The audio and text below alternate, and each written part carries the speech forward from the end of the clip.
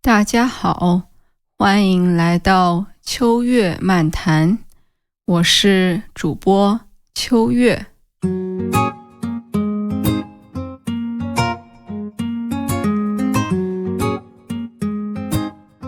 嘿，朋友们，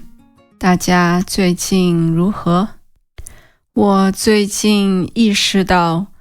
我很多在思考的问题其实都来源于我参加的活动，或者说和别人聊天时候的灵感。我最近突然想到，我去年9月份的时候，在荷兰参加的一个中文文化沙龙的活动。在那次活动上，整体的氛围特别的好，大家都在聊天，聊自己的情况，以及一些正在思考的问题。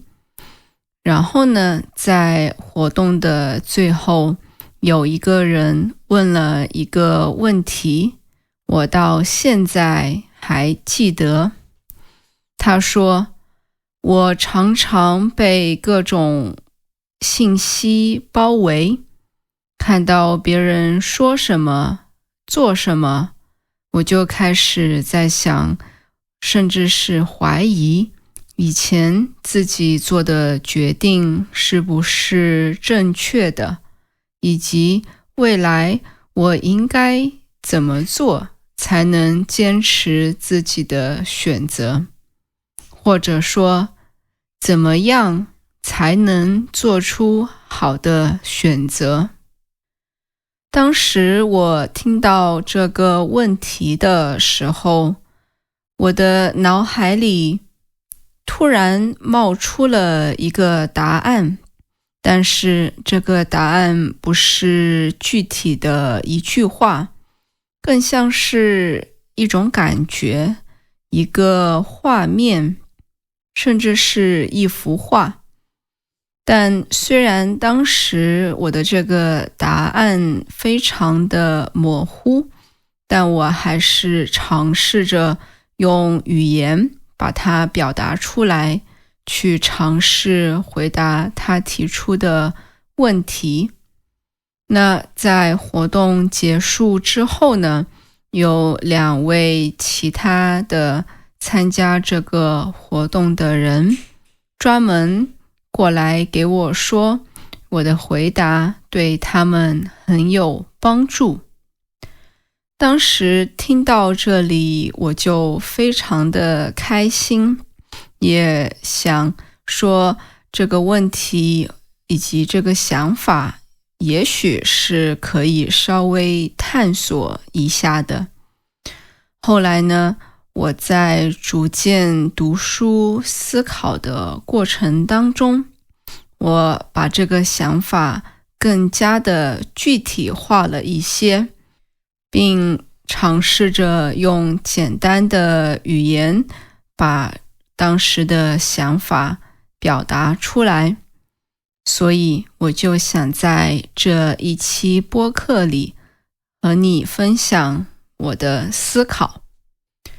那当时那个朋友提出来的问题，其实可以总结为一个非常宏大的问题，那就是我应该怎么和这个世界相处。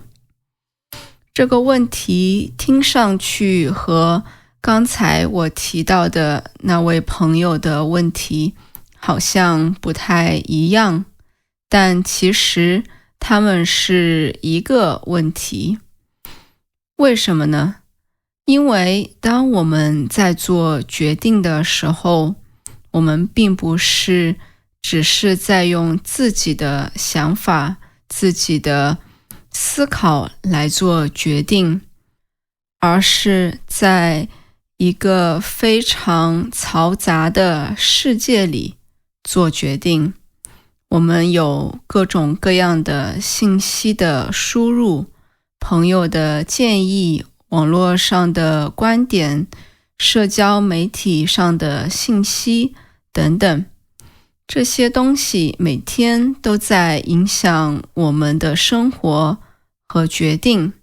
所以，如果你想要做出好的选择，那你就需要问自己，当我和这个世界在互动的时候，怎么不迷失自己？那具体来说，这个世界是由什么组成的呢？我认为主要有3个部分。第一，身边的人，包括自己的家人、自己的朋友、自己的恋人、同事，甚至是我们在社交媒体上关注的人，他们的行为、评价和选择都会影响到我们自己的选择。那第2个部分就是各种各样的信息，包括新闻，包括我们读的书，我们在社交媒体上看到的内容。这些内容非常的繁杂，并且你不知道哪些是真的，哪些是假的。那最后一个部分也是非常重要的一个部分，那就是我们自己。我是谁？我想要什么？我对身边世界的看法是怎样的？我为什么会有一些情绪？我的经历是怎么影响我做决定的过程的？这3个部分，它们在相互的影响、碰撞。那当我们在做一些困难的决定的时候，就很容易迷失在这样的信息当中。但我后来发现，其实要解决这个问题，并不是那么的容易，也不是1、2句话就能够做到，就能够回答的。它需要时间，需要不断的尝试反思。但我也同时也认为，这样的能力，这样和世界好好相处的能力是可以学习、可以练习的。就好像你在做数学题的时候，你知道了公式，那你就可以用这个公式去解决各种各样的问题。那我有3个思维方式，是我认为能够帮助我自己做决定，并且减少后悔的这样的方法。那第1个思维方式呢，就是灰度思维。灰度思维的意思就是世界上的很多东西，它不是非黑即白的，也就是它不是0或者1，而是在中间的那样一个灰色的地带里存在的。有时候我们很容易觉得这个选择是对的，那个选择是错误的，或者说这件事成功了，那就是好事。但是世界上很多的东西，它并没有那么的非黑即白，很多时候它没有绝对的对或者错。有时候我们选择 A 也可以得到好的结果，那选择 B 的时候，也许只是另外一种生活方式，并不一定就意味着它是错误的。也就是说，我们需要承认世界是很复杂的，很多事情可能不完美，但是不完美并不意味着它是错误的。打个比方，有人换工作之后，发现新的工作没有自己想象的那么好，那他就开始怀疑，我是不是选错了？但是如果你用灰度思维来看，虽然也许新的工作并不一定很轻松，但是它给你带来了新的成长的机会，所以它并不是错误的选择，而是一个和你之前预想的不同的选择。所以这样的灰度思维可以帮助你减少我选择错了的这样的焦虑，也更容易的让你坚持自己的决定。而第二个思维方式呢，就是人生它其实是一个系统，而不是单一的一个目标。其实在我过去的人生当中，我常常被教育说，你要给自己设定一个目标，然后努力的朝着那个目标前进。但是这样会很容易让自己陷入一个陷阱，那就是一旦我没有达成之前设定的目标，那我的人生好像就没有了意义。但是我们的一生并不是只是由目标决定的，它更像是一个系统。在你的生活当中，除了工作之外，还有其他的方面，有你的家庭，有你的和别人的关系，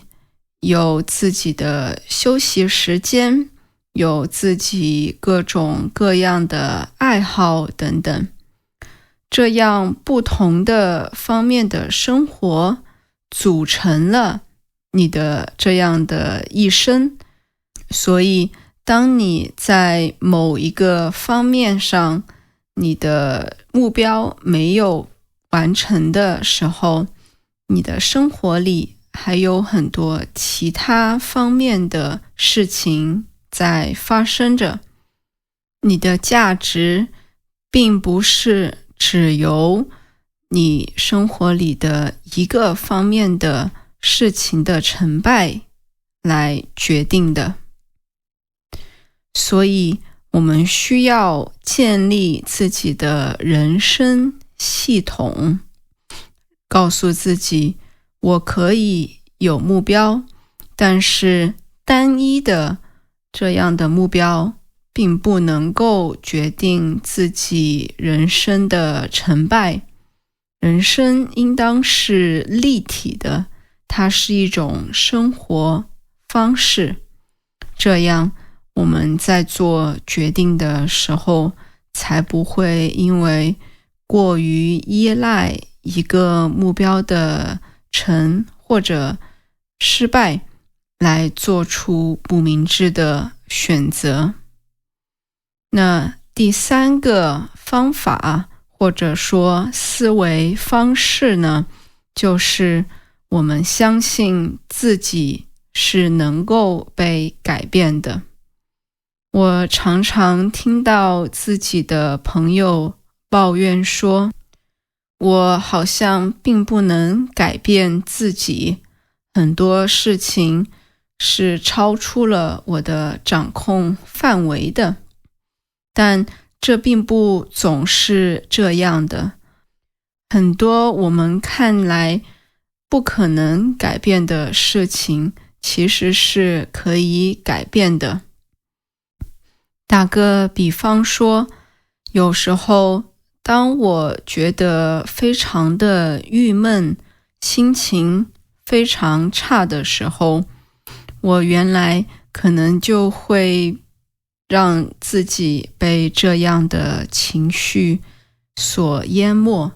然后沉浸在这样一种消极的情绪当中。但是这样的情绪其实可能是能够被改变的。我可以通过改变自己的饮食方式，可以通过去多做一些运动，或者说做一些别的事情来转移自己的注意力。那这样我就可以通过我切切实实能够做的事情来改变我的心理状态。这样的一种思维方式其实是让你相信你能够通过做一些事情来改变一些似乎看起来很难改变的事情的。我稍微总结一下，我在这期播客里提到了3种思维方式，而这3种思维方式的目的是想帮助你做出好的一个选择，并且坚持下去。通过养成灰度思维方式，学会接受模糊和不完美，不再去逼自己一定要做正确的选择，然后通过用系统的思维来看自己的生活，养成用多个维度的方式来看人生，而不被单一的一个目标或者标准来绑架自己。那第3个思维方式是相信自己是能够通过做一些简单的事情来改变自己的状态，让自己坚持自己的选择。最后我想说，这些思维方式并不是一下子就能够学会的，他们需要时间，不断的思考，不断的练习，才能够慢慢变成我们生活的一部分。所以我们都需要耐心一些，慢慢的找到自己和世界相处的方式，找到自己真正想要的生活。那这一期播客到这里就结束了。如果你对播客里提到的思维方式感兴趣的话，欢迎告诉我，我可以在后面的播客里慢慢分享自己的具体的练习方式。我们下期再见，拜拜。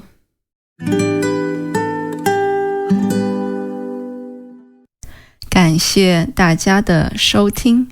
如果你对我们的内容感兴趣的话，欢迎访问我们的网站 realchinesetalk.nl。 你可以在主要播客平台 YouTube 同名频道上找到我们。为了帮助你更好地理解播客内容，学习中文，我们还提供精心修订的文本、相关的词汇和例句，以及和播客相关的问题，帮助你学习。订阅我们的 newsletter， 你可以免费得到一期上面提到的内容，以及更多有意思的关于中国文化、中文的内容。我们下期再见，拜拜。